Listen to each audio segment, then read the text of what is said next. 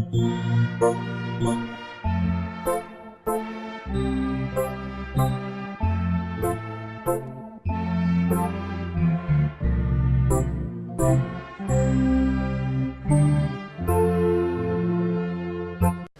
à Dieu.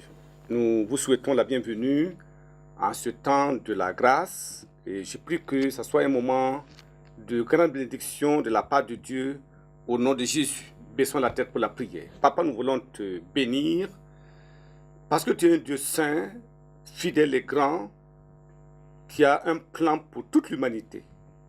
Et en venant à toi à pareil moment, nous voulons entendre ta voix. Que ce jour soit un jour merveilleux. Que ton esprit réveille tous ceux qui dorment et que tu amènes de l'espérance là où le désespoir fait rage. Merci Seigneur parce que je crois que tu le fais à pareil moment. Au nom de Jésus, nous avons prié. Amen. Alors, nous voulons en ce jour considérer ce message intitulé « La préparation pour le grand jour qui vient ». La préparation. Et je dirais même la grande préparation pour le grand jour qui vient. Alors, certains vont se poser la question, mais de quel grand jour s'agit-il? C'est vrai, il n'est pas question de ce grand jour où les étalons vont remporter la victoire de la Coupe du Monde. Non. Ce n'est pas non plus le jour où toutes les maladies seront vaincues dans le monde, où toutes les calamités seront anéantis dans le monde. Non. Mais il s'agit d'un événement, qui va étourdir, oui, les hommes sur la terre. Il s'agit bien de l'arrivée solennelle, majestueuse et imminente du Seigneur des Seigneurs, du Roi des Rois et de la lion ou du lion de la tribu de Juda. Alors, nous voulons considérer ce message et comprendre parce que tout le monde doit se préparer. 3 choses importantes à considérer. Premièrement, nous allons voir les signes avant le grand jour qui vient. Quels sont les signes? Deuxièmement, nous verrons le signal et la réaction appropriée attendue des hommes. Si c'est vrai que ce grand jour vient, quel est le signal? Et quelle est la réaction appropriée attendue des hommes? Et enfin, nous verrons la dernière chose, la signification du grand jour qui vient. Alors, nous prions pour que, pendant ces courts moments, l'éclairage, la révélation vienne du Seigneur et permette à chacun de nous de cerner. Regardons dans Apocalypse, chapitre 1, et le verset 7. Il dit là-bas, Apocalypse chapitre 1, verset 7, « Voici, je viens avec les nuées, et tout œil le verra, même ceux qui l'ont percé, et toutes les tribus de la terre se lamenteront à cause de lui. Oui, Amen. Je suis l'alpha et l'oméga, dit le Seigneur, Dieu, celui qui est, qui était et qui vient, le Tout-Puissant. » Alléluia. Vous voyez, c'est une déclaration qui n'a pas besoin d'être analysée. Il dit, je suis l'alpha et l'oméga. Apocalypse chapitre 16. Regardons le verset 15. Il nous dit là-bas, Apocalypse chapitre 16, le verset 15. Voici, je viens comme un voleur. Heureux celui qui veille et qui garde ses vêtements, afin qu'il ne marche pas nu et qu'on ne voit pas sa honte. Voilà, il dit, je viens comme un voleur. Le voleur vient sans avertir. Le grand jour viendra, ça serait une grande surprise. Certains pour la gloire, mais d'autres, ça serait terrible. Mais je prie que Dieu se manifeste dans notre vie au nom de Jésus. Le premier point, c'est les signes avant le grand jour qui vient. Quels sont les signes? Allons dans Matthieu. Matthieu chapitre 24. Nous lisons le verset 36. Matthieu 24, le verset 36 et le verset jusqu'au verset 39. Pour ce qui est du jour et de l'heure, personne ne le sait, ni les anges des cieux, ni le Fils, ni même le Père seul. Ce qui arriva du temps de Noé arrivera de même à l'avènement du Fils de l'homme. Alléluia. De manière solennelle. Ce qui arriva au jour, oui, au temps de Noé, arrivera de même à l'avènement du Fils de l'homme.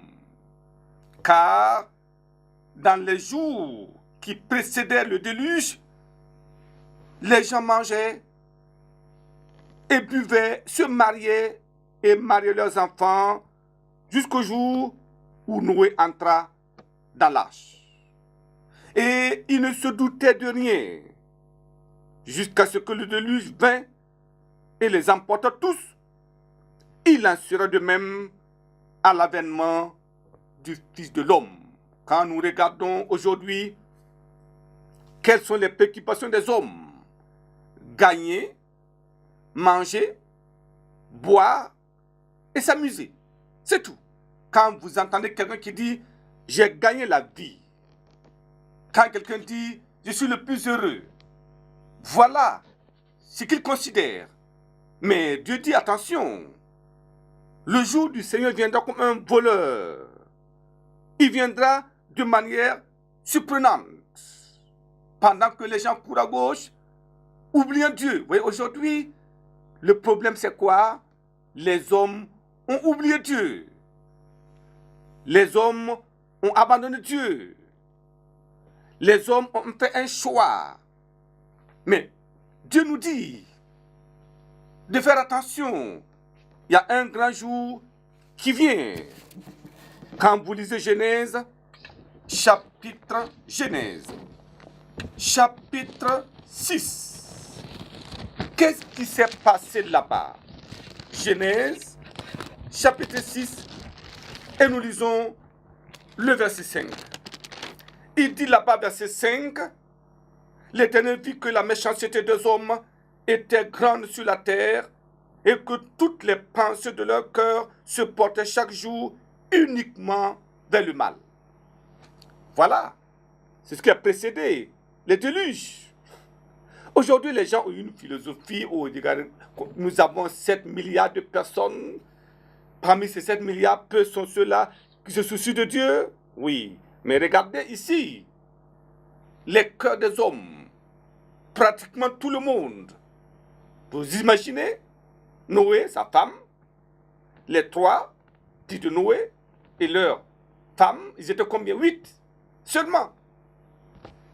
Mais tous ceux qui peuplaient la surface de la terre à cause de la méchanceté dans le cœur de l'homme, Dieu a dit, Dieu se répandit d'avoir fait l'homme sur la terre et il fut affligé en son cœur. C'est pour dire qu'aujourd'hui, les événements que nous voyons attristent le cœur de Dieu.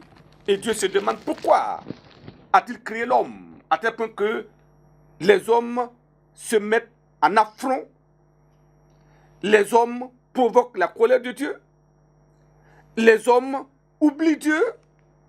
C'est une grande question à laquelle nous avons besoin de répondre. Luc chapitre 17. Là aussi, c'était la même chose au temps de Lot.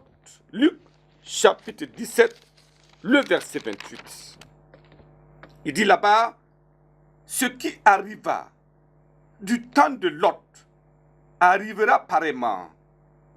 Voyez les signes, les hommes mangeaient, buvaient, achetaient, vendaient, plantaient, bâtissaient. C'est tout. Et vous voyez, la préoccupation des hommes aujourd'hui, c'est cela. Bâtir, manger et planter, vendre, acheter. C'est le temps des business. Et les gens oublient Dieu. L'argent est devenu leur Dieu. La possession financière est devenue leur Dieu, matériel, leur Dieu. Et ils ont oublié. L'amusement est devenu leur Dieu. Et Dieu dit, attention, quand vous verrez ces choses, sachez que sa venue est proche. C'est pour cela que nous parlons de la préparation pour le grand jour qui vient. Ce grand jour viendra. Alors, quand vous lisez encore dans 2 Timothée, chapitre 3, 2 Timothée, chapitre 3, et nous lisons le verset 3. Il nous dit là-bas, verset 3, il dit, 2 Timothée 3, verset 3, verset 13 du moins. Il dit là-bas, verset 13, mais les hommes méchants et imposteurs avanceront toujours plus dans le mal, égarant les autres, égarés eux-mêmes. Voyez, c'est cela, la course vers le mal est devenue la chose que les hommes font aujourd'hui parce qu'ils se disent qu'ils ne connaissent pas Dieu. Mais ceux qui connaissent Dieu, qu'est-ce qui se passe? 2 Timothée chapitre 4, le verset 3. Il dit là-bas, car il viendra un temps où les hommes ne supporteront pas la saine doctrine, mais ayant la démangeaison d'entendre des choses agréables, ils se donneront une foule de docteurs selon leur propre désir, détourneront l'oreille de la vérité et se tourneront vers les fables. Aujourd'hui, Dieu s'adresse aux croyants. Voyez, il dit que les gens auront la démangeaison. Ils ne supporteront pas la saine doctrine. Ils vont se créer des foules de docteurs selon leur propre désir, n'est-ce pas aujourd'hui? Celui qui demeure dans la justice, qui défend la vérité, c'est l'homme à abattre, n'est-ce pas, aujourd'hui? Et Dieu interpelle les croyants à revenir parce qu'il y a un jour qui vient, la grande préparation. Deuxième point, le signal et la réaction appropriée attendue des hommes. Lorsque vous entendez que ce grand jour vient, qu'est-ce que les croyants doivent faire? Qu'est-ce que ceux qui ne connaissent pas Dieu doivent faire? C'est important. Regardons Apocalypse, chapitre 22. Apocalypse, le livre de la révélation, chapitre 22. Nous lisons à partir du verset 12. Il dit, voici, je viens bientôt et ma rétribution est avec moi pour rendre à chacun selon ce qu'est son œuvre. Voyez, ça c'est très précis. Quand il viendra, chacun rendra compte. Il dit, je suis l'alpha et l'oméga, le premier et le dernier, le commencement et la fin. Il est au commencement, il est à la fin. Je prie qu'il n'y ait personne qui s'érige en ennemi de Christ. Au contraire, parce qu'il était au commencement, il sera à la fin. Donc, si nous avons celui qui doit nous juger, quel doit être notre comportement vis-à-vis de lui, ça c'est un appel à tout le monde, à l'humanité tout entière, de reconsidérer les voies. Il dit au verset 14, heureux ceux qui lavent leurs robes, afin d'avoir droit à l'arbre de vie et d'entrer par les portes de la ville. Quels sont ceux qui lavent leurs robes? Ceux qui reconnaissent qu'ils sont pécheurs, ceux qui reconnaissent leurs mauvaises actions, ceux qui viennent à Jésus pour dire, Seigneur, tu as versé son sang à la croix, lave-moi, purifie-moi, ôte mes péchés, mes transgressions. Je suis effectivement malheureux avec ces péchés dans mon cœur. Alors, le sang de Jésus va laver la robe de justice, la robe que nous allons revêtir lorsque tout va passer sur la terre. Donc, c'est important, notre âme sera lavée, purifiée. Il dit, heureux. Est-ce que nous sommes ceux-là qui reconnaissent l'autorité absolue de Jésus et venant à lui en demandant au Seigneur de nous laver? Heureux. Il dit au verset 15, dehors, les chiens, les enchanteurs, les impudiques, les idolâtres, et quiconque aime et pratique le mensonge. Voilà. Est-ce que nous ne sommes pas avertis? Ça, c'est le signal. Hébreux, chapitre 12. Le signal du Seigneur. Lisons à partir du verset 14. Il dit, rechercher la paix avec tous. La question, vous qui m'entendez aujourd'hui, est-ce que vous avez dans la ville de Ouagadougou un ennemi quelque part que vous ne pouvez pas rencontrer ni saluer? Est-ce que vous avez quelque part dans le monde quelqu'un qui vous a fait un grand tort que vous ne pouvez pas pardonner? Il dit rechercher la paix avec tous. Et la sanctification sans laquelle personne ne verra le Seigneur. Ça veut dire quoi? À sa venue soudaine, lorsque les trompettes vont sonner, lorsque votre cœur n'est pas pur et que vous n'avez pas la paix avec les autres, vous ne pouvez pas voir le Seigneur. Ça sera un moment terrible. Mais Dieu interpelle chacun de nous à comprendre que le temps c'est de venir à lui. Il dit, heureux ceux qui lavent leurs robes. J'ai pris que Dieu nous amène à la compréhension et il en sera ainsi au nom de Jésus. Dieu est fidèle et Dieu le fera si nous venons à lui. Il dit, veillez à ce que nul ne se prive de la grâce de Dieu, à ce qu'aucune racine d'amertume poussant des rejetons ne produise du trouble et que plusieurs n'en soient infectés. Veillez. Veillez à ce que nous entoure. Veillez à vos paroles. Veillez à vos regards. Veillez à ce que vous admirez. Veillez aux amusements. Afin que aucune racine d'amertume poussant des rejetons ne produise de trouble. Dieu nous interpelle. Troisième point, la signification du grand jour qui vient. La signification. Qu'est-ce que c'est? Quand on parle du grand jour qui vient, 1 Thessaloniciens, chapitre 4. Nous lisons à partir du verset 13.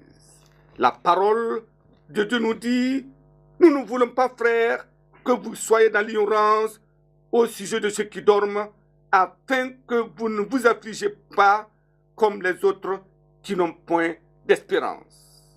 Il dit, car si nous croyons que Jésus est mort et qu'il est ressuscité, croyons aussi que Dieu ramènera par Jésus et avec lui ceux qui sont morts. La consolation, avez-vous perdu quelqu'un? Rassurez-vous qu'avant qu'il ne soit ôté de la terre, que son cœur soit lavé et qu'il ait la paix avec tous et la sanctification avant de s'en aller. Il dit, parce qu'il y a un événement surprenant qui va venir sur la terre.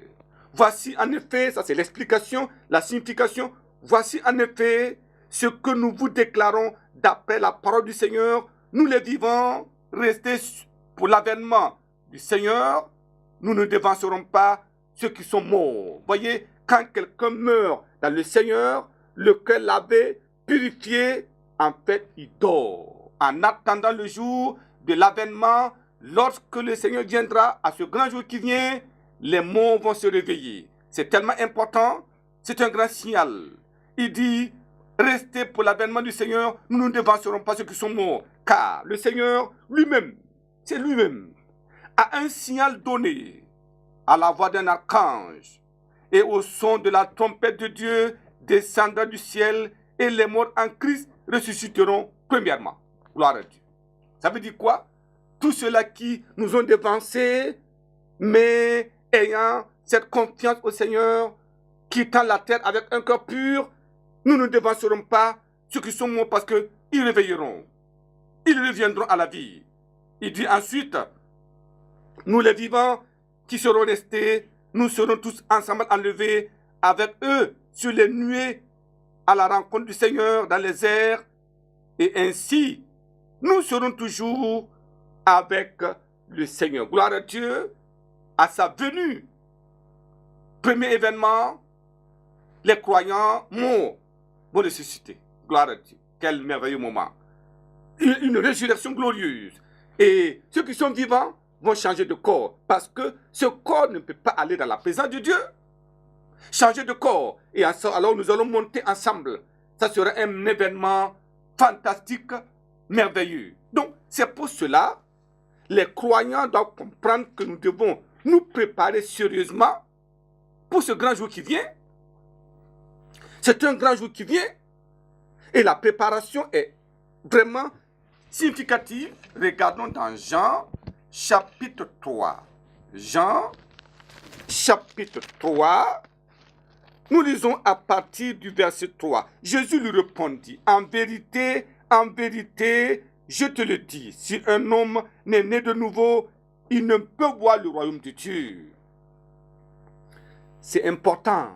Jésus dit à Nicodème, personne ne peut aller là-bas si elle n'est pas née de nouveau. Nicodème se pose la question. Nicodème lui dit, mais comment un homme peut-il naître de nouveau quand il est grand, quand il est vieux? Peut-il rentrer dans le sein de sa mère et naître? Jésus répondit, en vérité, je te le dis, si un homme ne naît d'eau, c'est-à-dire la parole, et d'esprit, ne peut entrer dans le royaume de Dieu. Ça veut dire quoi? La parole nous révèle l'état de notre cœur.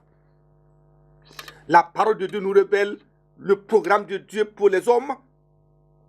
Et l'Esprit de Dieu convainc l'homme de son état de péché. Mais lorsque l'Esprit de Dieu parle, comme nous sommes en train de lire la parole, et l'Esprit de Dieu est en train d'interpréter la parole, l'Esprit dit, tu vois, mentir, ce n'est pas bon. Voler, ce n'est pas bon. Tromper, ce n'est pas bon. Tuer, ce n'est pas bon. Tu ne peux pas entrer dans le royaume. Tromper, ce n'est pas bon. Corrompre, ce n'est pas bon. L'impudicité, ce n'est pas bon. L'Esprit de Dieu est en train de te convaincre. Donc, la parole qui révèle le plan et le programme de Dieu, la parole qui révèle la pensée de Dieu dans notre cœur et l'Esprit de Dieu qui nous convainc en disant, reviens, repens-toi. Il dit, lorsque quelqu'un n'est pas né de cette parole et de l'Esprit de Dieu, il ne peut entrer dans le royaume de Dieu. Ce qui est né de la chair est chair, ce qui est né de l'Esprit est esprit. Gloire à Dieu. Je prie que le Seigneur nous amène à la conviction que la préparation pour ce grand jour qui vient passe par la nouvelle naissance, la repentance vis-à-vis de nos péchés, l'abandon du mal et en venant au Seigneur et en demeurant avec lui. C'est extrêmement important. C'est un premier point. Les croyants morts ou les croyants vivants vont monter avec le Seigneur. Mais qu'adviendra-t-il? Regardons dans Matthieu chapitre 24. Matthieu chapitre 24. Nous lisons le verset 21. La parole de Dieu nous dit là-bas, verset 21, car alors la détresse sera si grande qu'il n'y en a peu eu de pareil depuis le commencement du monde jusqu'à présent et qu'il n'y en aura jamais. Et si ce jour n'était pas abrégé, personne ne serait sauvé. Mais à cause des élus, ces jours seront abrégés. Si quelqu'un vous dit, alors, le Christ est ici, ou il est là-bas, ne le croyez pas, car il s'élèvera de faux Christ et de faux prophètes. Ils feront de grands prodiges et des miracles au point de séduire, s'il était possible, même les élus. Alors, un autre événement, il arrive, il prend les croyants, mais sur la terre, il y aura quoi? La détresse et la désolation. Ça veut dire quoi? Au même moment que les croyants sont enlevés pour le ciel, au même moment, la grande tribulation va s'abattre sur la terre. Ça veut dire quoi? Tous ceux-là qui ont dit non à l'agneau de Dieu, qui ont dit non au Fils de Dieu et qui l'ont ignoré, alors ils feront face maintenant à une réalité sur la terre. La colère de Satan et la colère de Dieu s'abattra sur la terre en ce moment. Je prie que Dieu nous donne un cœur pour comprendre, pour participer à ce grand voyage. Lorsque ce grand jour viendra, est-ce que le Seigneur des Seigneurs nous prendra de la terre pour le ciel, que nous soyons là-bas? Et il dit ceci, pour clôturer, le Seigneur, dans ses dernières paroles, lorsqu'il envoya son ange qu'est-ce qu'il a dit? Apocalypse chapitre 22, le verset 16. Il dit au verset 16, « Moi, Jésus, j'ai envoyé mon ange. » Vous vous rappelez? Jésus était déjà parti au ciel et il a envoyé son ange pour parler aux églises et au monde entier. Et Jésus dit, moi Jésus, c'est un témoignage qui ne peut faire l'objet d'aucun doute. Moi Jésus, j'ai envoyé mon ange pour vous attester ces choses dans les églises. Je suis le rejeton de la postérité de David, l'étoile brillante du matin, et l'esprit et l'épouse disent, viens. Que celui qui entend dise, viens.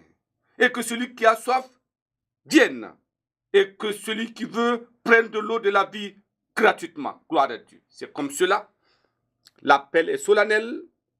La grande préparation pour ce grand jour qui vient. Je prie que Dieu nous donne un cœur docile pour comprendre la parole et avoir une réaction appropriée du moment où ce grand jour qui vient viendra avec fracas et les sages recevront la récompense, mais ceux qui diront non auront de la détresse et des tribulations sur la terre en ce moment. Je prie que, en écoutant la parole, que l'Esprit de Dieu nous convainc. Voilà pourquoi nous voulons maintenant prier. Serez-vous prêts à ce grand jour qui vient? C'est à vous de jouer maintenant. La balle est dans votre camp. La solution est venue. Voyez, quand on dit telle maladie, voici les remèdes. La balle est dans le camp du malade. Alors voilà pourquoi nous allons prier et nous allons invoquer le Seigneur en ce moment-là. Deux choses importantes. Le grand jour qui vient. Deux événements importants. L'enlèvement des croyants sincères, saints, purs, vers le ciel. Morts ou vivants seront enlevés. Deuxième événement qui va étourdir toute la terre. La grande tribulation va s'abattre sur la terre. La colère de Satan, la colère de Dieu. Le feu tombera sur les hommes. Satan va envoyer, même les collines vont tomber sur les hommes. Il y aura du feu partout, des tonnerres. Je prie que nous échappions à ce grand événement parce que nous avons besoin d'être enlevés avant que la colère de Dieu, de Satan, ne s'abatte sur la terre. Baissons la tête pour la prière maintenant. Prions ensemble. Est-ce que nous avons pris la décision? Il dit, si quelqu'un n'est né d'eau et d'esprit, il ne peut voir le royaume de Dieu. Si quelqu'un ne recherche pas la paix et la sanctification, il ne peut entrer dans le royaume de Dieu. Je prie que, comme nous prions maintenant, est-ce que nous pouvons demander pardon de tous nos péchés, les abandonner, et Dieu certainement interviendra au nom de Jésus. Prions. Papa, je voudrais te remercier pour l'excellence de ta parole. Merci pour l'autorité de ta parole. Merci pour ta souveraineté, parce que tu as un plan pour tous les hommes et pour toute l'humanité. Et tu l'as révélé afin que nous puissions nous préparer pour ce grand jour qui vient. Et comme il décide, comme elle décide, je prie Seigneur, accorde la grâce de régler ce conflit avec toi par la repentance et le pardon des péchés, que maintenant le sang de Jésus fasse son œuvre dans leur vie et qu'ils soient enregistrés dans le ciel et que ce jour qui vient les rencontre comme un jour merveilleux. Père, je prie qu'il n'y ait personne qui dise non à cela et comme ils viennent, accueille-les maintenant au nom de Jésus. Je prie que ta parole ait de l'effet dans les cœurs et que ton esprit convainc chacun et que nous revenions avant ce grand jour au nom de Jésus. Père, merci pour la réponse. Au nom de Jésus, nous avons prié. Amen. Amen. Que Dieu vous bénisse abondamment.